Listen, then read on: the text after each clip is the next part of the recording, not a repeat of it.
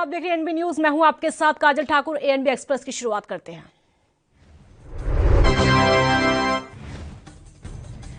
आयकर विभाग ने मीडिया ग्रुप दैनिक भास्कर के ठिकानों पर अलग अलग शहरों में छापेमारी की है। छापेमारी कथित टैक्स चोरी के मामले में की गई। भोपाल, जयपुर और अहमदाबाद समेत देश के कुछ अन्य स्थानों पर यह छापेमारी की गई। सीबीडीटी की तरफ से आधिकारिक बयान आया है, लेकिन आधिकारिक तौर पर सूत्रों का कहना है कि छापेमारी में प्रमुख हिंदी मीडिया समूह के प्रमोटर भी शामिल हैं, जो कि कई राज्यों में संचालन करते हैं।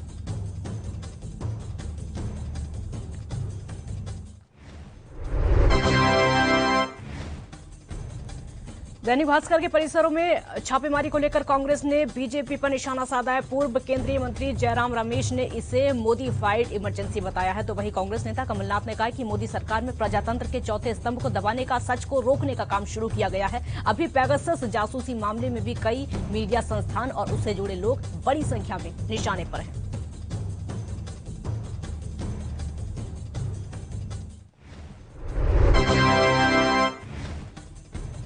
लखनऊ में भी एक मीडिया हाउस पर इनकम टैक्स की रेड हुई। विपक्षी दलों और मुख्यमंत्री ने रेड को लेकर सरकार पर हमला बोला है। राज्यसभा में भी उठा मुद्दा, सरकार पर सच को दबाने और लोकतंत्र को कुचलने का आरोप लगा।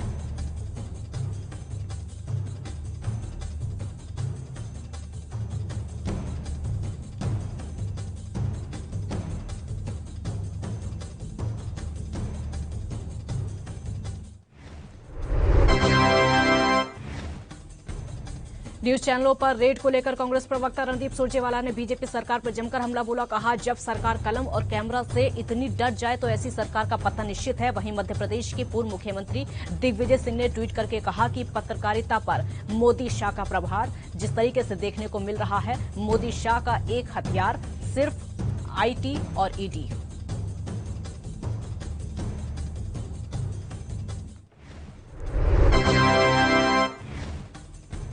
ममता बनर्जी ने ट्वीट करके लिखा कि पत्रकारों और मीडिया घरानों पर हमला लोकतंत्र को कुचलने का एक और क्रूर प्रयास है। मैं इस सच को दबने, सच को सामने लाने वाली आवाज को दबाने के बदले के तहत कार्रवाई करती रहूंगी और लगातार केंद्र सरकार के खिलाफ आवाज उठाती रहूंगी।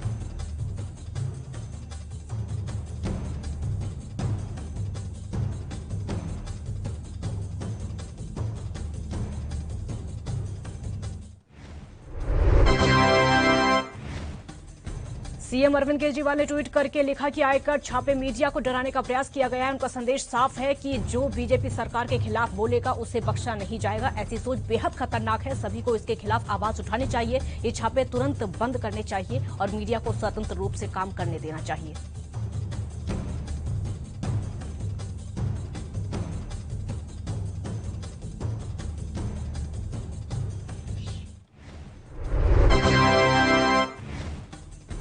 मध्य प्रदेश के पूर्व मुख्यमंत्री दिग्विजय सिंह ने ट्वीट करके कहा कि पत्रकारिता पर मोदी शाह का प्रहार जिस तरीके से लगातार देखने को मिल रहा है, मोदी शाह का प्रहार एकमात्र हथियार आईटी, ईडी और सीबीआई। मुझे विश्वास है कि अग्रवाल बंधु डरेंगे नहीं। वहीं महाराष्ट्र सरकार में कैबिनेट मंत्री नवाब मलिक ने कहा कि जब से पेगासस जासूसी का मामला सुर्खियों में आया है, केंद्र सरकार ने उन लोगों को लक्षित करना शुरू कर दिया है जो कि उजागर कर रहे हैं। ताजा शिकार दैनिक भास्कर हुआ। राजस्थान के मुख्यमंत्री अशोक गहलोत ने ट्वीट करके कहा कि मोदी सरकार अपनी रत्ती भर आलोचना भी बर्दाश्त नहीं कर सकती है। बीजेपी की फांसीवादी मानसिकता है जो लोकतंत्र में सच्चाई का आईना देखना पसंद नहीं करती। ऐसी कार्रवाई करके मोदी सरकार मीडिया को दबाकर संदेश देना चाहती है कि अगर गोदी मीडिया नहीं बनेंगे तो आवाज कुचल दी जाएगी।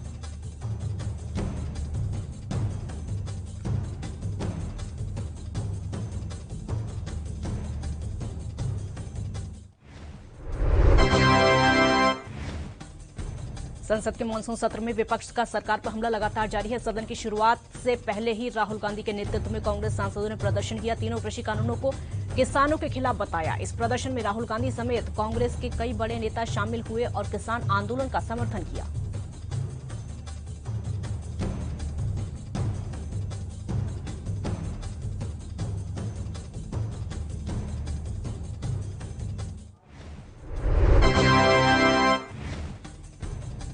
कृषि कानूनों के चलते एनडीए से अलग हुई शिरोमणि अकाली दल के सांसदों ने भी सदन के बाहर विरोध प्रदर्शन शुरू किया। सुखबीर बादल और हरसिमरत कौर बादल ने कृषि मंत्री नरेंद्र तोमर को दिखाए प्ले कार्ड।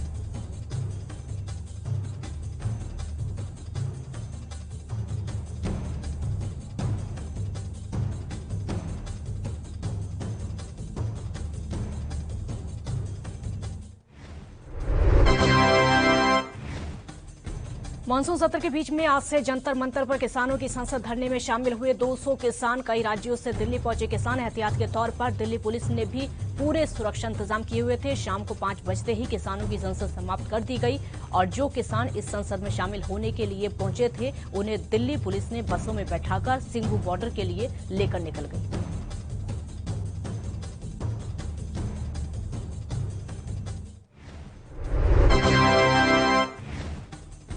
आम आदमी पार्टी के सांसद भगवंत मान ने कहा कि कृषि कानूनों के वापस लेने के सिवा कोई और विकल्प नहीं है। नरेंद्र सिंह तोमर ने कहा कि हम किसानों से बातचीत के लिए तैयार हैं, बस वो 3 कानूनों को वापस लेने की बात ना करके किसी और विकल्प पर बात करें।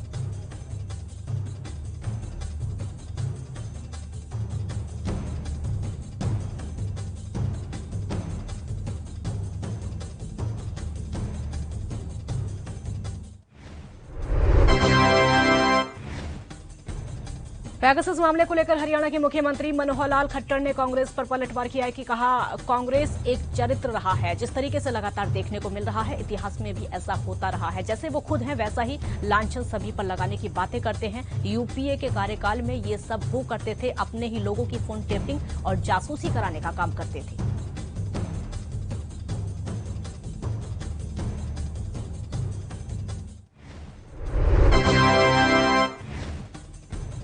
पंजाब कांग्रेस के नए चीफ नवजोत सिंह सिद्धू 23 जुलाई को संभालेंगे पद। 65 विधायकों के समर्थन वाले पत्र लिखकर सीएम कैप्टन अमरिंदर सिंह को आमंत्रित किया। राज्य में पार्टी प्रभारी हरीश रावत को भी आमंत्रित किया गया।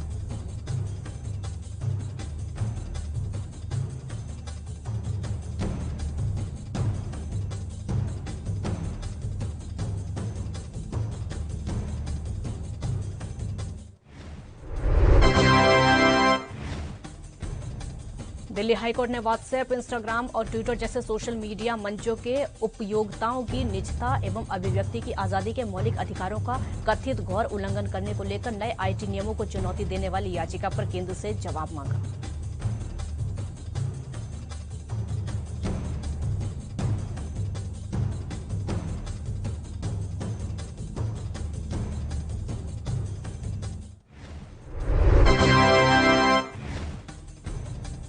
आंध्र प्रदेश के विजयवाड़ा में पैगासस प्रोजेक्ट मीडिया रिपोर्ट पर कांग्रेस ने केंद्र के खिलाफ रैली निकाली। विरोध प्रदर्शन के कारण प्रदेश कांग्रेस अध्यक्ष डॉक्टर एस शिलजानाथ को पार्टी कार्यकर्ताओं के साथ में हिरासत में लिया गया।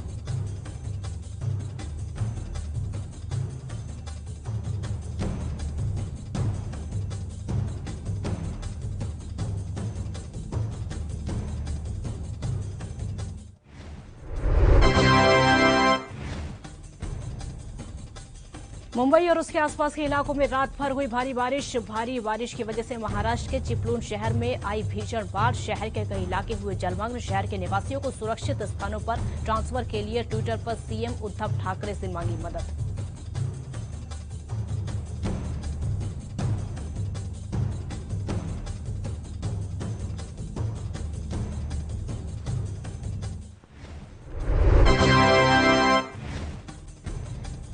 पैगासस जासूसी कांड पर राज्यसभा में आईटी मंत्री अश्विनी वैष्णव बयान देने के लिए खड़े हुए तो उनके हाथ से टीएमसी सांसद शांतनु सेन ने स्टेटमेंट का पेपर छीनकर उपसभापति की तरफ उछाल दिया, जिसके बाद सदन कल सुबह 11 बजे तक के लिए स्थगित कर दिया गया। वहीं घटना को लेकर केंद्रीय मंत्री हरदीप सिंह पुरी ने नाराजगी जाहिर की।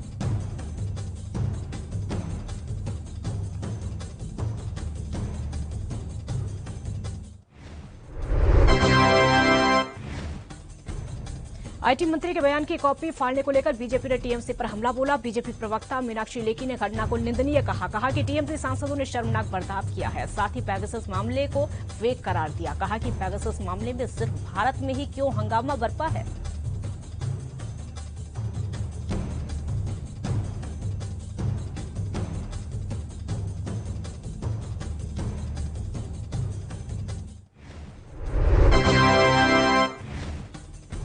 संसद में टीएमसी सांसदों द्वारा कागज फाड़ने पर केंद्रीय मंत्री अनुराग ठाकुर ने भी प्रतिक्रिया दी है और कहा है कि ये दुर्भाग्यपूर्ण है कि चर्चा में हिस्सा लेकर पर्चा फाड़ देना। आपकी बातचीत में दम है तो आप चर्चा में भाग लीजिए, ऐसा करके आप लोकतंत्र को शर्मसार न करें।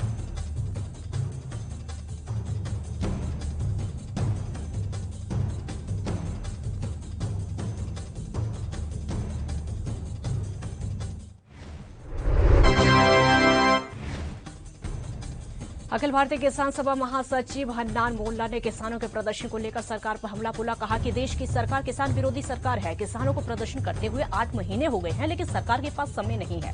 संसद के सदस्यों को हमने अपील की है कि वो इस मुद्दे पर दबाव डालें ताकि सरकार बात करने के लिए तैयार हो।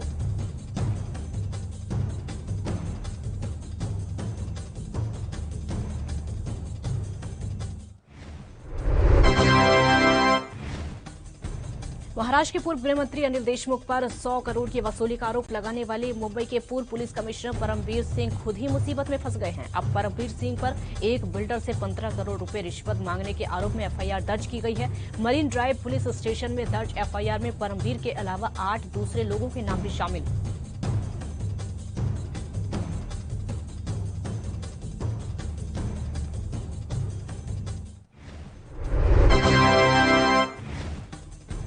संसद की स्थायी समिति नागरिकों के डेटा की सुरक्षा और निजता के मामले पर चर्चा करेगी। पैगासस स्पाईवेयर के जरिए सैकड़ों भारतीयों की जासूसी कराने के आरोप का मामला सामने आया है। आईटी मामलों की संसदीय स्थायी समिति भी 28 जुलाई की बैठक में इस मुद्दे पर चर्चा करेगी। इस समिति की अगुवाई कांग्रेस सांसद शशि थरूर करेंगे।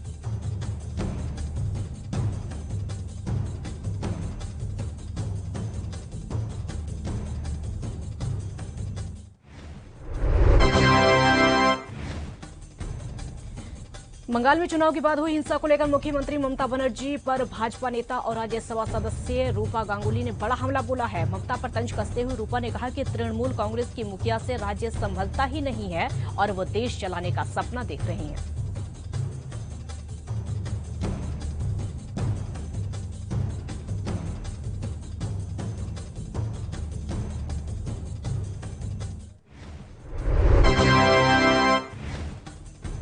पंजाब के बठिंडा में आम आदमी पार्टी के नेता हरपाल सिंह चीमा बठिंडा में आम आदमी पार्टी के दफ्तर का उद्घाटन करने के लिए पहुंचे। वहीं इस दौरान विधायक अमन अरोड़ा और विधायक रुपिंदर कौर रूबी भी उनके साथ मौजूद रहे। वहीं आम आदमी पार्टी के नेता हरपाल सिंह चीमा ने कहा कि विधानसभा चुनावों को लेकर पंजाब में जो आम आदमी पार्टी वादे कर रही है वो सभी वादे सरकार बनने के बाद पूरे होंगे।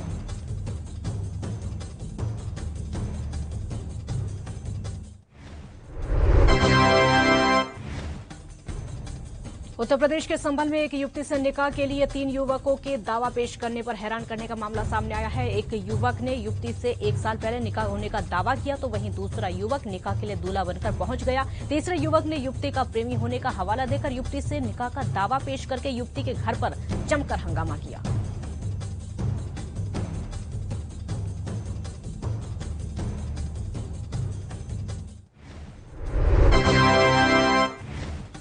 यूपी के बुलंदशहर में कथित रूप से पुलिस द्वारा अभद्र व्यवहार करने पर जिला अस्पताल के तमाम चिकित्सक और स्वास्थ्य कर्मियों ने हड़ताल कर दी। आरोप है कि नगर कोतवाली के एक कांस्टेबल ने अल्ट्रासाउंड कराने के दौरान डॉक्टर से अभद्र व्यवहार किया, जिसके बाद चिकित्सकों ने ओपीडी छोड़कर काम का बहिष्कार किया और कांस्टेबल के खिलाफ कार्रवाई की मांग की।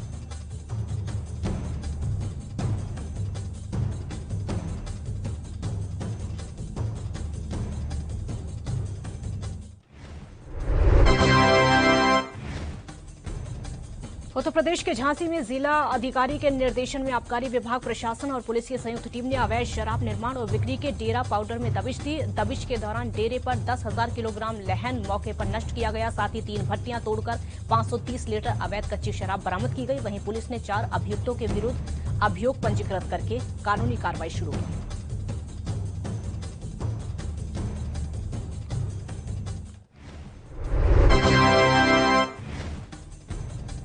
फिरोजाबाद में थाना क्षेत्र के बस स्टैंड के पास उस समय अफरा तफरी मच गई जब झाड़ू फूंक के नाम पर लोगों से ठगी करने के कुछ लोग सामने आ गए, जिस वजह से वहां पर 2 रोडवेज कर्मियों ने लोगों को ठगा और अपना हाथ दिखाना शुरू कर दिया। उस दौरान रोडवेज चालकों ने ठगों से 3,000 रुपए लूट लिए। ठगे जाने का एहसास होने पर जब चालक ने शोर मचाया तो भीड़ का फायदा उठाकर एक युवक मौके पर फरार हो गया और वहीं एक युवक को पकड़ लिया गया, पुलिस के हवाले किया। आगरा में पुलिस पिटाई का बर्बरतापूर्ण व्यवहार लगातार सामने आ रहा है, जहां थाना छत्ता पुलिस ने एक नाबालिग लड़के के साथ में हददर्जे की बदसलूकी कर दी। आरोप है कि पुलिस ने जबरदस्ती जुर्म कबूलने को लेकर नाबालिग की बुरी तरीके से पिटाई कर दी और इस पिटाई के बाद नाबालिग अस्पताल में भर्ती किया गया। फिलहाल परिजनों और स्थानीय लोगों ने पुलिस के इस व्यवहार के खिलाफ कार्रवाई की मांग की है।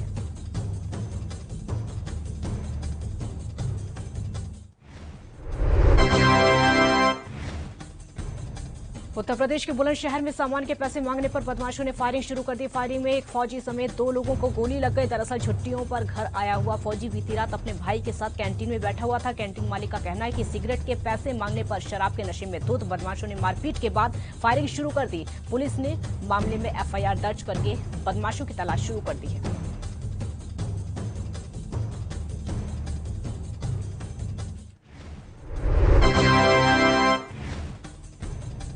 उत्तर प्रदेश में आगरा के कोतवाली इलाके में घनी आबादी के बीच कूचा साधुराम में महिला और उसके 3 बच्चों की गला काटकर हत्या कर दी गई। गुरुवार की सुबह सामूहिक हत्याकांड से इलाके में सनसनी फैल गई। घर की अलमारियां खुली मिलने से लूटपाट के दौरान हत्या की आशंका जताई गई। पड़ोसियों द्वारा पुलिस को सूचना देने पर अधिकारी मौके पर पहुंच गए। मामले की जांच शुरू की।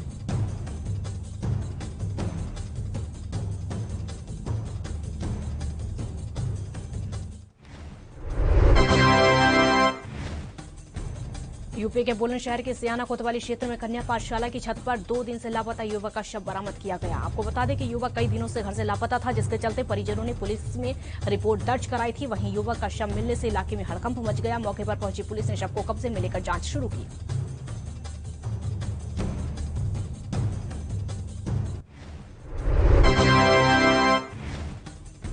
हरियाणा के फरीदाबाद की संजय कॉलोनी इलाके में अवैध रूप से लगाए जा रहे मोबाइल टावर के विरोध में स्थानीय लोगों ने डीसी से मुलाकात करके शिकायत की। आपको बता दें कि शिकायत देने वालों में फरीदाबाद के पूर्व डिप्टी मेयर राजेंद्र भावला भी शामिल हैं और ये मोबाइल टावर स्थानीय लोगों की अनुमति के बिना लगाया जा रहा था, जिसके चलते स्थानीय लोगों में खासा आक्रोश देखने को मिला। एक छोटे से ब्रेक के लिए यहाँ पर रुकेंगे, जल्द हाजिर होंगे।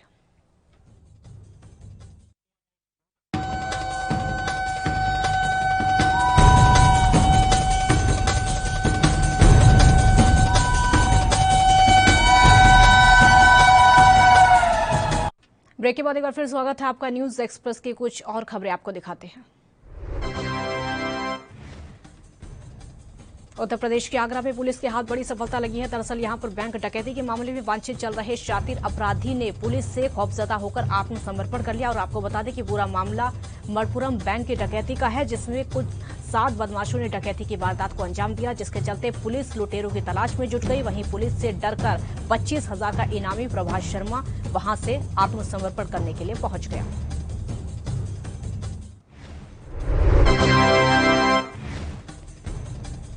जासूसी कांड को लेकर उत्तराखंड कांग्रेस के प्रदेश अध्यक्ष प्रीतम सिंह के नेतृत्व में हजारों की संख्या में कांग्रेसियों ने राजभवन कूच किया। कूच के दौरान पुलिस ने बैरिकेडिंग लगाकर राजभवन कूच कर रहे कांग्रेसियों को रास्ते में ही रोक दिया। राजभवन कूच को लेकर कांग्रेसियों और पुलिसकर्मियों के बीच में जमकर धक्का मुक्की हुई।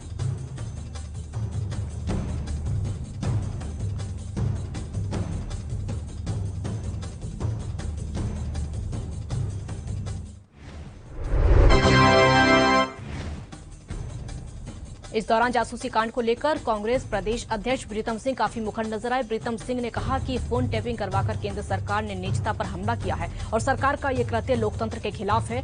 कांग्रेस प्रदेश अध्यक्ष प्रीतम सिंह ने सरकार पर जमकर निशाना साधा।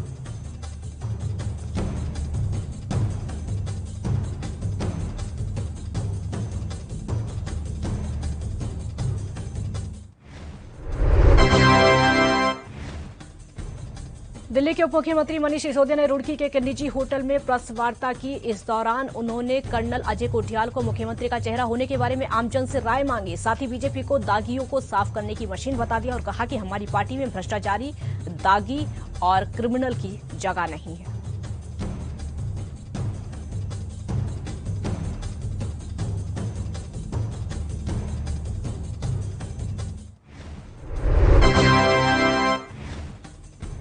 उत्तराखंड के अल्मोड़ा में 4 दिनों से हो रही बारिश से जनजीवन पूरी तरीके से अस्त व्यस्त हो चुका है। मलबा आने से जिले के 7 ग्रामीण मार्ग बंद हो गए हैं। बारिश से कोसी, रामगंगा, गगा समेत अन्य नदियां उफान पर हैं।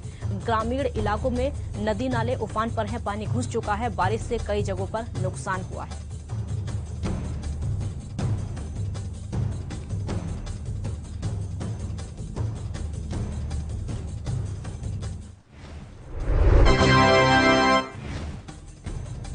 हरियाणा के कुरुक्षेत्र में भारतीय किसान यूनियन के प्रदेश अध्यक्ष गुड़ी प्रकाश के सदस्यों ने कुरुक्षेत्र पहुंचकर गुरनाम सिंह चढ़ूनी के खिलाफ प्रदर्शन किया। भाकियू मान ग्रुप के सदस्यों ने हाथों में कस्सी पंजाली लेकर भाकियू नेता राकेश टिकैत और गुरनाम सिंह चढ़ूनी की गिरफ्तारी को लेकर लघु सचिवालय में जोरदार नारेबाजी की। इस दौरान कई महिलाओं ने भी प्रदर्शन में भाग लिया।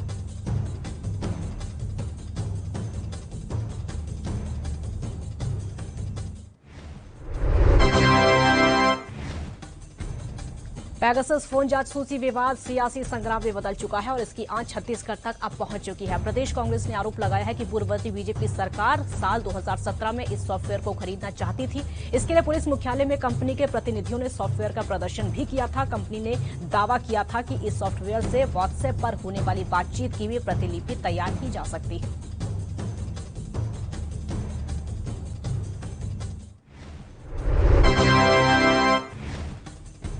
छत्तीसगढ़ के पूर्व मुख्यमंत्री रमन सिंह ने लगातार सरकार को घेरने की कोशिश की है और इसी कड़ी में छत्तीसगढ़ में रायपुर के जिला अस्पताल में 7 बच्चों की मौत को लेकर रमन सिंह ने कहा कि सरकार की लापरवाही है। प्रदेश में स्वास्थ्य व्यवस्था पूरी तरीके से ठप हो चुकी है।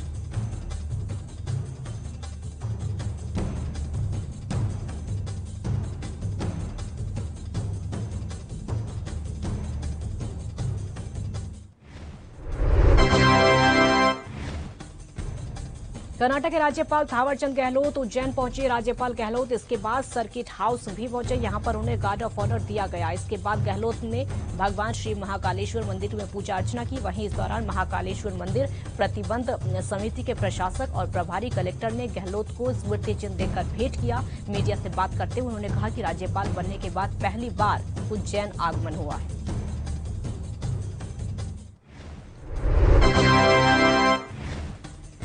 कोरोना की तीसरी लहर आने की संभावना लोगों को चिंता में डाल रही है। ऐसे में बालाघाट के मोती तालाब के अस्पताल में अपना डेरा डाले हुए साइबेरियन पक्षियों की लगातार मौत से एक नए संक्रमण का खतरा फैल रहा है। मोती तालाब परिसर में तालाब के आसपास पेड़ों की बड़ी संख्या में साइबेरियन पक्षी आते हैं और वर्तमान समय में भी ये पक्षी घूमने आते हैं। आसपास के लोगों के लिए आकर्षण का केंद्र बने हुए, लेकिन पिछले एक सप्ताह में लगभग 10 पक्षियों की अब तक मौत हो चुकी है।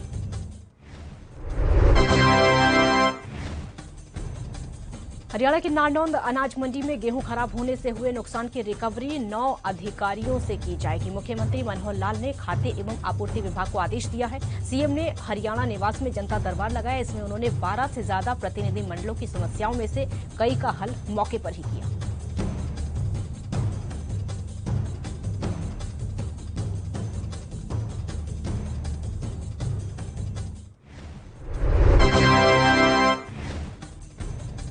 हरियाणा के गृह मंत्री अनिल विज ने अचानक नगर निगम कार्यालय में छापेमारी की। तकरीबन 10:30 बजे जब अनिल विज निगम कार्यालय पहुंचे तो कमिश्नर समेत कई अधिकारी गायब मिले। उन्होंने कार्यालय के कई विभागों का रिकॉर्ड चेक किया। इस दौरान विज ने दफ्तर का दौरा करके रिकॉर्ड की जांच करने की बात कही और कई अधिकारियों को सस्पेंड किया।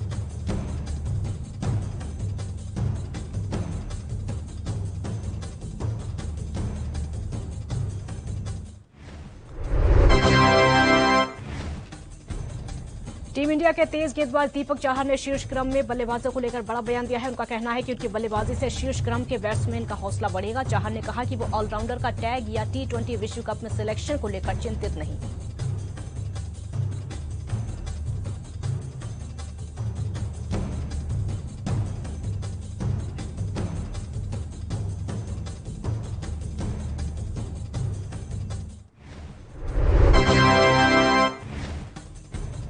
दीपक चाहर की शानदार अर्धशतकीय पारी के बाद युवराज सिंह और रोहित शर्मा समेत तमाम दिग्गज उनकी बल्लेबाजी की तारीफ कर चुके हैं। उन्होंने श्रीलंका के खिलाफ वनडे मैच में बेहद मुश्किल समय में टीम इंडिया को जीत दिलाई। सोशल मीडिया पर भी लोग उनकी बल्लेबाजी की तारीफ कर रहे हैं।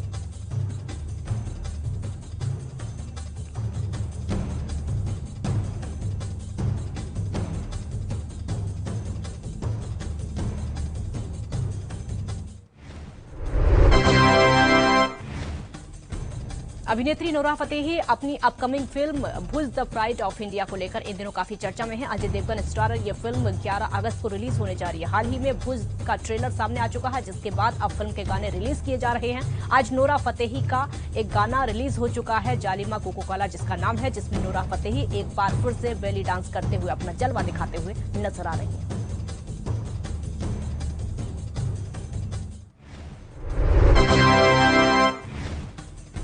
नोरा फतेही के गाने जालिमा कोका कोला की झलक आज एक बार फिर से दिखाई दी है, जिसमें वो हमेशा की तरह बेहद खूबसूरत लग रही हैं। जो टीजर सामने आया है उसमें नोरा ब्लू कलर के आउटफिट में नजर आ रही हैं। हालांकि टीजर में थोड़ी सी ही झलक दिखाई दी है और इसमें नोरा बेली डांस करते हुए दिखाई दी, वो भी तबले की थाप पर।